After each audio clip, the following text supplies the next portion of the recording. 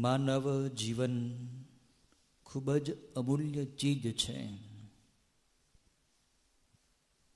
આ માનવ જીવનનું મૂલ્ય, એની કિંમત કોઈ ભૌતિક પદાર્થો વડે આંકી શકાતી નથી. માણસ એટલો શ્રેષ્ઠ છે કે દેવતાઓ પણ એની પાસે નમી જાય છે. જે ચીજ, જે અધિકાર માણસની પાસે છે એવો દેવતાઓની પાસે નથી. દેવતાઓથી પણ માનવ શ્રેષ્ઠ છે. કારણ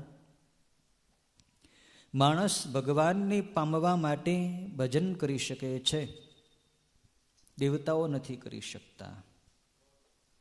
માણસ બીજાને ઉપયોગી થઈ શકે છે, દેવતાઓ નથી થઈ શકતા. માણસ પોતાનું કલ્યાણ કરી શકે છે, દેવતાઓને કલ્યાણ કરવા માટે માણસનું શરીર જોઈએ. દેવયોની ભોગ યોની છે.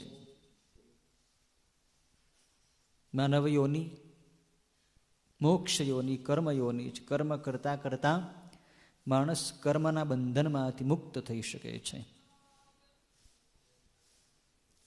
માણસની અંદર એવું વિશેષ શું છે જેને કારણે માણસ બીજા પશુ પક્ષીઓથી જુદો પડે છે?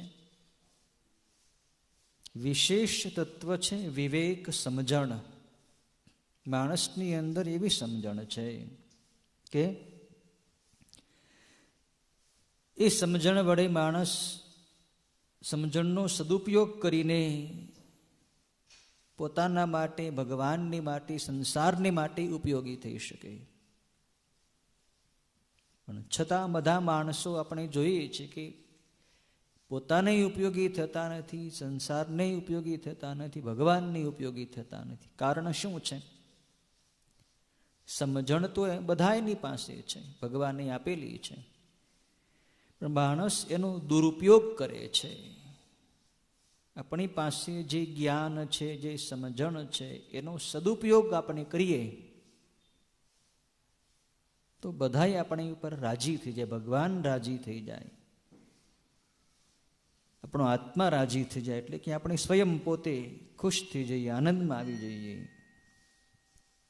સંસાર રાજી થઈ જાય.